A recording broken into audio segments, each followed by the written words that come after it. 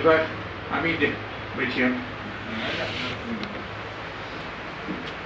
এবার আমি দেবাশিস বাবুকে অনুরোধ করছি রাসবিহারী বসু সম্পর্কে কিছু কথা যদি বলেন।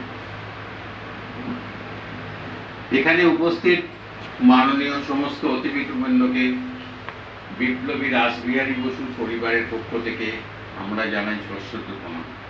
আজকে আমাদের পরিবারের সদস্য রাসবিহারী বসুর প্রয়াণ দিবস, ৮১তম প্রয়াণ দিবস।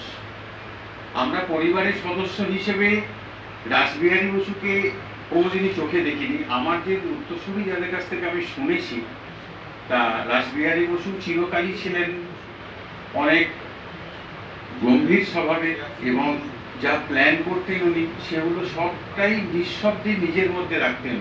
রাসবিহারী বসু বলতেন কম, কিন্তু করতেন নিঃশব্দে।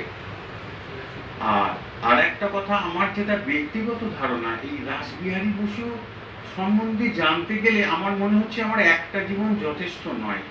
আমার আর একটা জীবন হলে বোধহয় পরিপূর্ণভাবে রাসবিহারী বসুকে জানতে পারতাম। তবে মাননীয় কল্যাণবাবু রাসবিহারী বসুকে নিয়ে যে সমস্ত গোপন তথ্য উদ্ধার করেছেন, এগুলো আমাদের পরিবারের কাছেও ছিল না।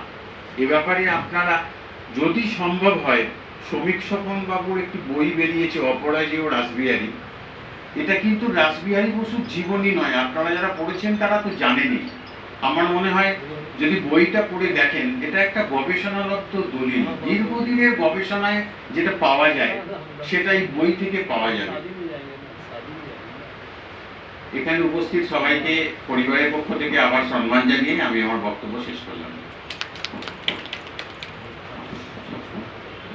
আমি কয়েকটা সংক্ষেপে বলার জন্য প্রদীপ বাবুকে বলছি, প্রবর্তক আশ্রমের সম্পাদক, যদি একটু আসেন।